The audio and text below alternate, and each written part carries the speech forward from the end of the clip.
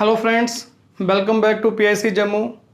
Friends, petty cash book को ही continue करते हुए आज हम करेंगे एनालिटिकल पैटी कैश बुक, जिसे हम कॉलमनर पैटी कैश बुक भी कहते हैं।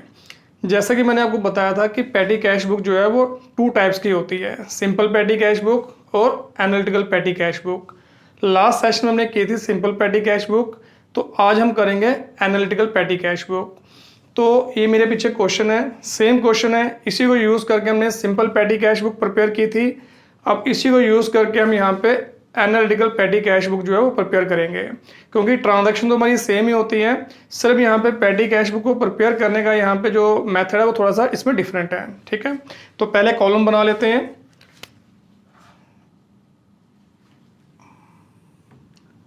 कुछ कॉलम तो सेम बनेंगे जो हम सिंपल पैटी कैश बुक में ही प्रिपेयर करते थे। अच्छा, एक चीज़ का आपने ध्यान वो रखना है कि इसमें जो पहला कॉलम है वो बनेगा अमाउंट रिसीव का। ठीक है, ऐसे ही अब हम simple patty cash book prepare करते हैं, उसमें पहला कॉलम अमाउंट रिसीव का ही बनता है। तो गलती से मैंने सिंपल पैटी कैश बुक में पहला कॉलम जो उसमें डेट का ले लिया था, तो अब आपने उसमें करेक्शन करनी है, तो पहला कॉलम अमाउंट रिसीव का आएगा। फ़र्क तो कोई नहीं पड़ता है, बट फिर भी हमें फॉर्मेट के मुताबिक चलना है, तो इसलिए पहला कॉलम हम यहाँ पे अमाउंट रिसीव का लेंगे, दूसरा कैश बुक फोलियो का, और जो तीसरा कॉलम है वो डेट का। ठीक है, तो चाहे वो सिंपल पैटी कैश बुक है चाहे एनालिटिकल पैटी कैश बुक है, तो कॉलम इसी तरीके से आएंगे। इसके बाद नेक्स्ट कॉलम पर्टिकुलर्स का,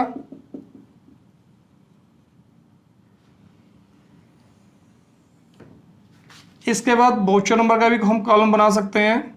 सिंपल पैटी कैश बुक में भी ये कॉलम बनता है, तो फिलहाल ये कॉलम खाली रहेगा क्योंकि हमारे पास यहाँ पे वाउचर नंबर नहीं होंगे। उसके बाद लेजर फोलियो,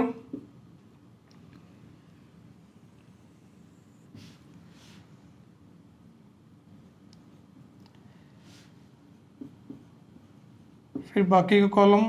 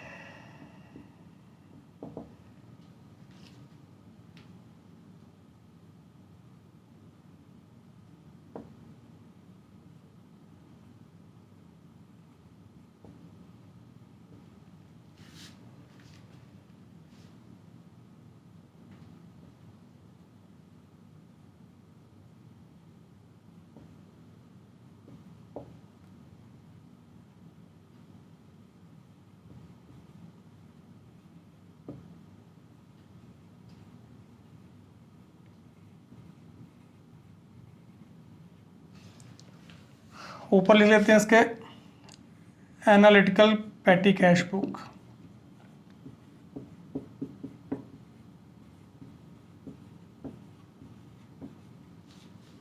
ठीक है, तो इस तरीके से एनालिटिकल पैटी कैश बुक के कॉलम बनते हैं। इसको हम कॉलमनर पैटी कैश बुक भी कहते हैं। इसमें और सिंपल पैटी कैश में क्या डिफरेंस है? अब देखिए, पहला कॉलम इसमें अमाउंट रिसीव का आ गया, जो भी यहाँ पे मेन कैशियर से पैटी कैशियर कैश रिसीव करेगा उसके लिए अमाउंट का कॉलम। तो जो मेन कैशियर ने यहाँ पे जो है कैश बुक में एंट्री रिकॉर्ड की होगी, तो कैश बुक के किस पेज नंबर पे एंट्री रिकॉर्ड की, यहाँ पे कैश बुक का वो पेज नंबर आता है। फिलहाल हमारे पास होगा नहीं, तो ये खाली रहेगा। फिर डेट का कॉलम, तो मेन ट्रांजैक्शन को लिखने का पर्टिकुलर्स का कॉलम, इसी में डेबिट क्रेडिट की दोनों इसमें एंट्री इसी में आएंगी। अमाउंट के कॉलम अलग अलग हैं, बाकी एंट्री रिकॉर्ड करने का एक ही कॉलम है। फिर वाउचर नंबर, तो वाउचर नंबर मैं आपको पहले बता चुका हूँ कि वाउचर नंबर का मतलब हो गया कि जो भी हमारे पास डॉक्यूमेंट्री एविडेंस होगा किसी भी पेमेंट का, ठीक है ना, जैसे बिल होते हैं, कैश मेमो हो गए, रिसीट्स वगैरह, तो उसको हम बोलते हैं यहाँ पे वाउचर। तो वाउचर अगर होंगे तो उनका यहाँ पे नंबर लिखते हैं। फिलहाल यहाँ पे तो हमारी सारी कैश पेमेंट ही है, तो उनसे रिलेटेड वोचर नंबर ही हमारे पास आते हैं। तो फिलहाल ये कॉलम भी हमारा खाली रहेगा। नेक्स्ट आ गया लेजर फोलियो। अब देखो लेजर फोलियो का एक आपको डाउट क्लियर कर दूं, कुछ बच्चे कहते हैं यहाँ पे कि जो पेटी कैश बुक है उसमें लेजर फोलियो का कॉलम नहीं बनता। अब देखो इसको हम यहाँ पे दो तरह से ले सकते हैं। जैसे कि मैंने आपको बताया था कि पेटी कैश बुक में जो ट्रांजैक्शन है इसके बाद इसके हम पोस्टिंग करते हैं लेजर में, ठीक है। अब लेजर में जो पोस्टिंग है वो दो तरह से कर सकते हैं, या तो हम डायरेक्टली यहाँ पे पेटी कैश बुक से यहाँ पे जो है लेजर में ये ट्रांजैक्शन जो है पोस्ट कर सकते हैं, या पहले हम यहाँ पे जो है एनी ट्रांजैक्शन की जर्नल बुक में जर्नल एंट्री करते हैं, उसके बाद यहाँ पे उसकी लेजर में पोस्टिंग करते हैं। तो अगर जर्नल बुक के जरिए हम यहाँ पे जो है पोस्टिंग करते हैं उस केस में लेजर फोलियो का कॉलम बनाने की ज़रूरत नहीं पड़ती। बट अगर हम यहाँ पे डायरेक्ट पोस्टिंग करते हैं लेजर में तो फिर हमें यहाँ पे जो है लेजर फोलियो का कॉलम इसमें बनाना पड़ता है, ठीक है। तो फिलहाल यहाँ पे दोनों ऑप्शन आपके पास हैं, चाहे उसमें बनाओ चाहे ना बनाओ, दोनों तरह से ये ठीक है, ठीक है। तो उसके बाद यहाँ पे जो टोटल अमाउंट है, जो भी हम एक्सपेंस पे करेंगे उसका अमाउंट लिखने के लिए टोटल का कॉलम। इसके अलावा जितने भी हमारे एक्सपेंसेस इन्वॉल्व होते हैं, जितने हमारी यहाँ पे ट्रांजैक्शन एक्सपेंसेस वाली होंगी, तो इनमें जो भी हमारे यहाँ पे एक्सपेंसेस फ्रीक्वेंट होने वाले हैं, बार बार होने वाले हैं, तो उनको रिकॉर्ड करने के लिए हम यहाँ पे उनके लिए अलग अलग कॉलम भी बना लेते हैं, ठीक है। तो जो एक्सपेंस हमारा कभी कभार इनकर्ड होगा या जिसके लिए कोई अप्रोप्रिएट हेड नहीं है, उसके लिए फिर हम यहाँ पे लास्ट में सन्ड्री एक्सपेंसेस या मिसलिनियस एक्सपेंसेस का कॉलम बना लेते हैं। बाकी जो एक्सपेंसेस हमारे बार बार रिपीट होते हैं, बार बार इनकर्ड होते हैं, तो उनके लिए हम यहाँ पे जो है अलग से कॉलम बनाते हैं, ताकि यहाँ पे हर एक्सपेंस की डिटेल भी हमें यहाँ पे अलग से मिल सके। यही डिफरेंस है सिंपल और एनालिटिकल में। सिंपल पेटी कैश बुक में हम यहाँ पे अलग से यहाँ पे जो है एक्सपेंसेस के कॉलम नहीं बनाते हैं, ठीक है। जबकि एनालिटिकल पेटी कैश बुक में हम यहाँ पे हर एक्सपेंस का कॉलम अलग से बनाते हैं, ताकि हर एक्सपेंस के बारे में हमें यहाँ पे जो है डिटेल में इंफॉर्मेशन मिल सके। तो ये डिपेंड करता है कि हमारा पर्पस क्या है पेटी कैश बुक को प्रिपेयर करने का, उसी अकॉर्डिंग हम यहाँ पे जो है ये पेटी कैश बुक प्रिपेयर कर लेते हैं। सिंपल अगर हमें यहाँ पे जो है डिटेल नहीं चाहिए एक्सपेंसेस की तो हम सिंपल पेटी कैश बुक बना सकते हैं, बट अगर डिटेल चाहिए तो उस केस में एनालिटिकल पेटी कैश बुक जो है वो हम प्रिपेयर करते हैं। और वैसे भी ये यहाँ पे नंबर ऑफ ट्रांजैक्शन में भी डिपेंड करता है। ट्रांजैक्शन अगर ज़्यादा नहीं है तो सिंपल पेटी कैश बुक, अगर ट्रांजैक्शन ज़्यादा है हमारी तो फिर एनालिटिकल पेटी कैश बुक से हम काम चलाते हैं, क्योंकि इसमें यहाँ पे हर एक्सपेंस की पूरी डिटेल में मिल जाती है, ठीक है। तो इतना याद रखना कि एनालिटिकल पेटी कैश बुक में यहाँ पे जो है जो हमारे पेटी एक्सपेंसेस होते हैं, हर एक्सपेंसेस का यहाँ पे जो है रिकॉर्ड रखने के लिए उनका कॉलम अलग से बनता है, ठीक है। बाकी कॉलम हमारे सेम है, टोटल तक कॉलम वही है जो सिंपल पेटी कैश बुक में है, सिर्फ आगे यहाँ पे एडिशनल कॉलम जो है ये एनालिटिकल पेटी कैश बुक में आते हैं। तो अब ये क्वेश्चन है तो क्वेश्चन पढ़ लेते हैं और इनको यहाँ पे जो है एनालिटिकल पेटी कैश बुक में ये ट्रांजेक्शन जो है रिकॉर्ड करते हैं। तो देखिए क्या कहता है प्रिपेयर एनालिटिकल पेटी cash book for the month of April 2018। तो 2018 अप्रैल की आपको ट्रांजैक्शन दे रखी है, तो ये हमें एनालिटिकल पेटी कैश बुक में रिकॉर्ड करनी है। तो पहले डेट में ईयर लिख लेते हैं 2018। अब फर्स्ट ट्रांजैक्शन क्या है, कहता है अप्रैल 1 received ₹2000 from chief cashier for पेटी कैश। कहता है आपने चीफ कैशियर से यहाँ पे पेटी कैश रिसीव किया 2000। तो क्योंकि ये कैश हमारे पास आई है तो ये डेबिट की एंट्री है, तो इसको लिखेंगे to April 1 to cash account, क्योंकि कैश हमारे पास आ रहा है, पेटी कैशियर का कैश आ रहा है। तो ये आएगा अमाउंट सी का कॉलम है 2000, ठीक है। अगर हम यहाँ पे पेमेंट करते हैं तो उसके आगे बाय लगाते हैं और पेमेंट के लिए कॉलम ये वाले हैं। Next April 3 paid for postage ₹200। कहता है आपने पोस्टेज के लिए 200 पे किया है, बाकी सब एक्सपेंसेस की एंट्री है, तो 1 बाय 1 डाल लेते हैं। बाय पोस्टेज ये आ गया 200। तो सबसे पहले आपने इसको टोटल के कॉलम में डालना है, यानी कि टोटल अमाउंट जो पे किया है उसके कॉलम में डालना है। उसके बाद यहाँ पे जो है इस एक्सपेंस के लिए जो हमने अलग से कॉलम बनाया होगा तो एक बार अमाउंट आपने वहाँ डालना है। तो ये पोस्टेज है तो पोस्टेज के कॉलम में आ गया 200, ठीक है। तो टोटल से हमें पता लग जाता है कि हमारे टोटल एक्सपेंस कितने हैं, और ये जो हमने स्पेसिफिक कॉलम बना रखे हैं हर एक्सपेंस का, तो उससे उस एक्सपेंस के बारे में इंफॉर्मेशन मिल जाती है। तो next April 4 paid for telephone, 4 April telephone के लिए पेमेंट की बाय टेलीफोन, 150 पहले टोटल के कॉलम में, इसके बाद टेलीफोन के कॉलम में। ठीक है, जितने भी यहाँ पे एक्सपेंसेस हैं तो उसको हमने यहाँ पे जो है इनके 7 कॉलम्स बनाए अलग से, क्योंकि इसमें पोस्टेज है, टेलीफोन है, स्टेशनरी है, ऑफिस क्लीनर, ये सन्ड्री में आ गया, कार्टेज, इसके लिए कॉलम बनाया हुआ कार्टेज एंड कैरेज। अब देखो कई बार क्या होता है कि हमारे एक्सपेंसेस काफ़ी ज़्यादा होते हैं और इतनी स्पेस हमारे पास अवेलेबल नहीं होती, तो फिर हम देखते हैं कि उनमें यहाँ पे जो एक्सपेंसेस मिलते जुलते हैं, ठीक है ना, उनके लिए फिर हम यहाँ पे कॉमन कॉलम ही बना लेते हैं। जैसे हमने कॉटेज और कैरेज का यहाँ पे जो है एक ही कॉलम रखा है, क्योंकि कैरेज और कॉटेज जो है ये एक्सपेंस हमारे यहाँ पे लगभग एक जैसे ही होते हैं। तो क्योंकि दोनों के दोनों ट्रांसपोर्टेशन चार्जेस हैं, कैरेज जो हमने यहाँ पे गाड़ी वगैरह से माल लाया उसके लिए जो ट्रांसपोर्टेशन चार्जेस पे किए हैं, और कॉटेज का मतलब हो गया जो हम ठेले वगैरह से या घोड़ा गाड़ी से यहाँ पे जो है गुड्स लाते हैं उसके लिए जो ट्रांसपोर्टेशन चार्जेस पे करते हैं उसको कॉटेज बोलते हैं। दोनों ट्रांसपोर्टेशन चार्जेस हैं इसलिए इनको कंबाइन कर दिया। ऐसे ही यहाँ पे अगर यहाँ पे टेलीग्राम होता है तो पोस्टेज एंड टेलीग्राम, तो स्टेशनरी का प्रिंटिंग है स्टेशनरी। इस तरीके से यहाँ पे जो सिमिलर नेचर के एक्सपेंस होते हैं उनको हम कंबाइन करके उनके लिए सिंगल एक कॉलम रखते हैं अगर हमारे पास स्पेस की शॉर्टेज होगी। ठीक है, तो फिलहाल हमारे पास यहाँ पे जितने भी एक्सपेंसेस हैं उनके हमारे यहाँ पे 7 कॉलम बने हैं। तो next transaction April 6, purchase stationery for office use, 6 April stationery purchase की बाय स्टेशनरी 150, पहले टोटल के कॉलम में फिर स्टेशनरी के कॉलम में। ठीक है, नेक्स्ट अप्रैल 7 पे टू ऑफिस क्लीनर, कहता आपने ऑफिस क्लीनर को पेमेंट की, तो क्योंकि मैंने आपको बताया था कि जिस एक्सपेंस के लिए कोई अप्रोप्रिएट हेड नहीं है या जो एक्सपेंस कभी कभार इनकर्ड होता है उसके लिए हम यहाँ पे जो है सन्ड्री एक्सपेंसेस लिखते हैं या मिसलिनियस एक्सपेंसेस लिखते हैं। तो यहाँ इसको लिख देंगे बाय सन्ड्री एक्सपेंसेस। तो ब्रैकेट में कर सकते हैं ये एक्सपेंस हमारा कौन सा है, तो ये है ऑफिस क्लीनिंग। तो इस तरीके से ब्रैकेट में कर सकते हैं। अमाउंट आ गया 50 पहले टोटल के कॉलम में, उसके बाद जो सन्ड्री एक्सपेंस के लिए कॉलम बनाया उस कॉलम में आ गया 50।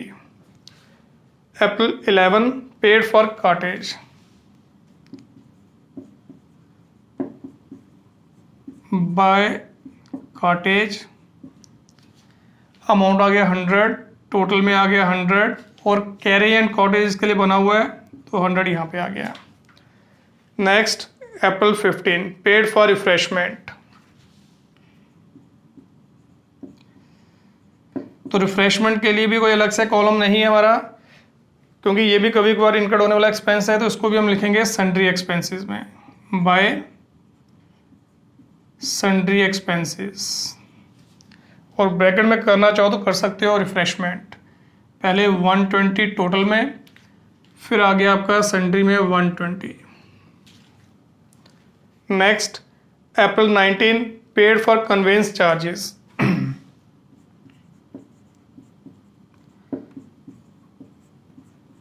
तो by conveyance account,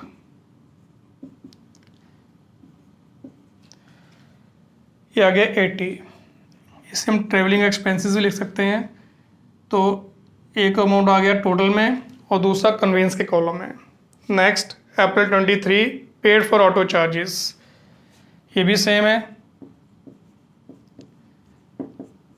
bye convince 100 total में, और कन्वेंस के कॉलम में आ गया आपका 100।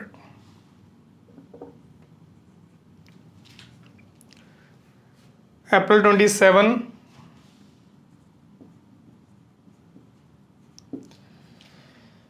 कहता paid for postage, again postage by postage account, ये आ गया 50 टोटल के कॉलम में, तो पोस्टेज के लिए जो कॉलम है नेक्स्ट उसमें आ गया, ठीक है। Next April 28 paid for repairs,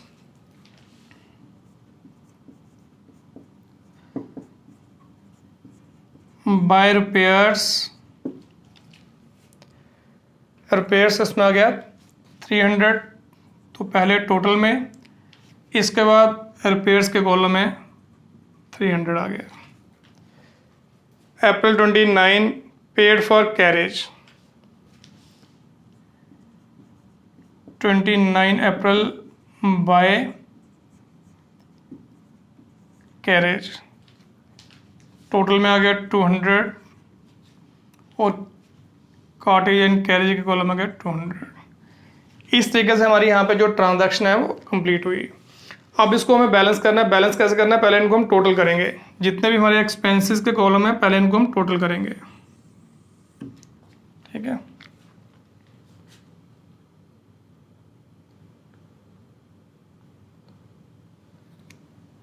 ये टोटल आपका आ गया 1500।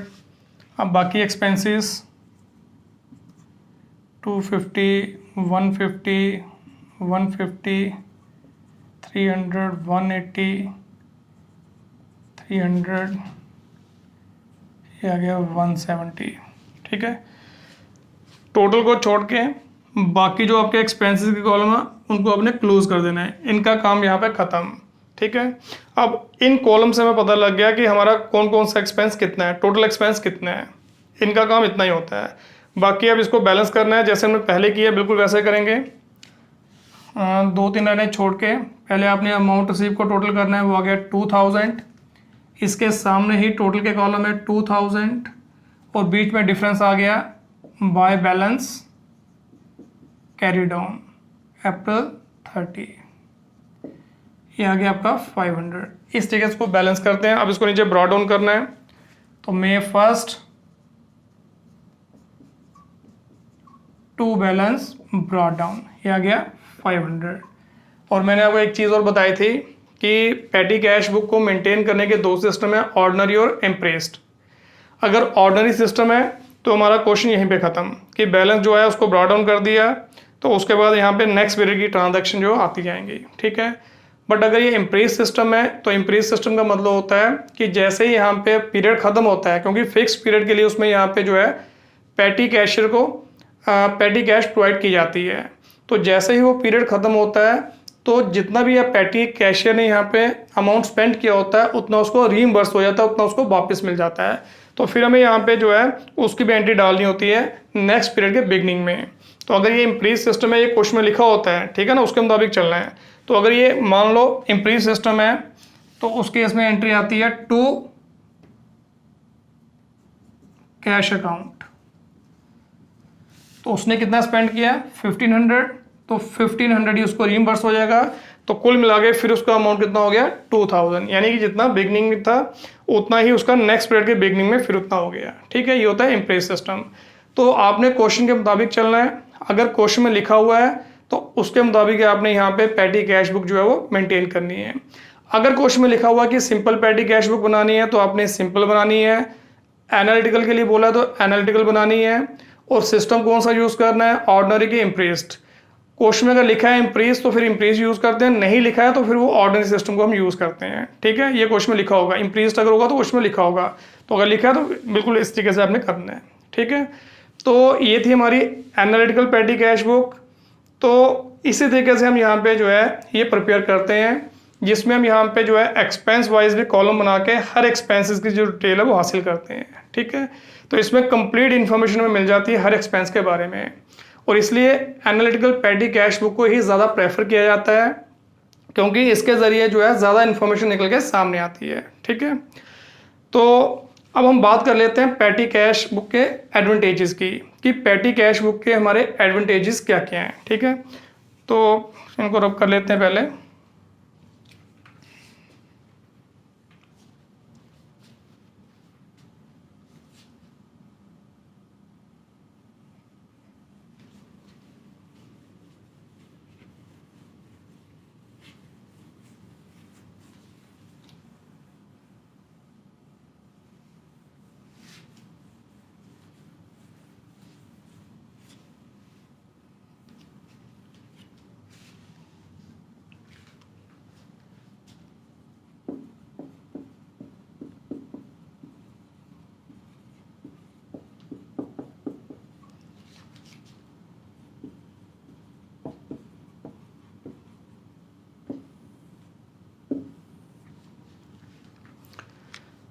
तो आपको मैंने बताया कि पैटी कैश बुक क्या होती है, उसकी कितनी टाइप्स होती हैं और पैटी कैश बुक को प्रिपेयर करने के यहाँ पे सिस्टम कौन कौन सा है।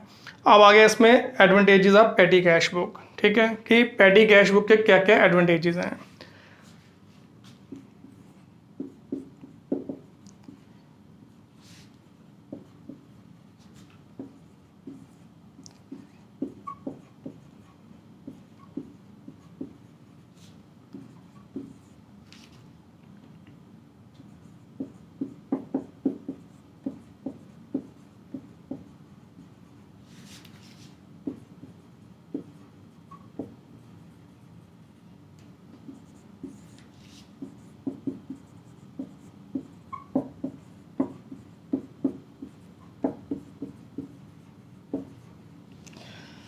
अब देखो ये 4 मेन एडवांटेजेस है यहाँ पे पैटी कैश बुक के, कि पैटी कैश बुक प्रिपेयर करने से एक तो यहाँ पे टाइम सेव होता है, नंबर सेकंड लेबर की सेविंग होती है, नंबर थर्ड पैटी एक्सपेंसेस जो है वो कंट्रोल में होते हैं, नंबर 4 यहाँ से लेजर में पोस्टिंग करना बिल्कुल आसान हो जाता है। ठीक है, तो टाइम सेव का मतलब हो गया कि मैंने आपको बताया था कि जो मेन कैशियर का जो काम होता है उसको 2 हिस्सों में बांट दिया जाता है। जो बड़ी बड़ी कैश की ट्रांजैक्शन है वो मेन कैशियर खुद हैंडल करता है, और जो छोटी छोटी कैश की ट्रांजैक्शन होती है उसको हैंडल करने के लिए यहाँ पे जो है पैटी कैशियर जो है अपॉइंट किया जाता है।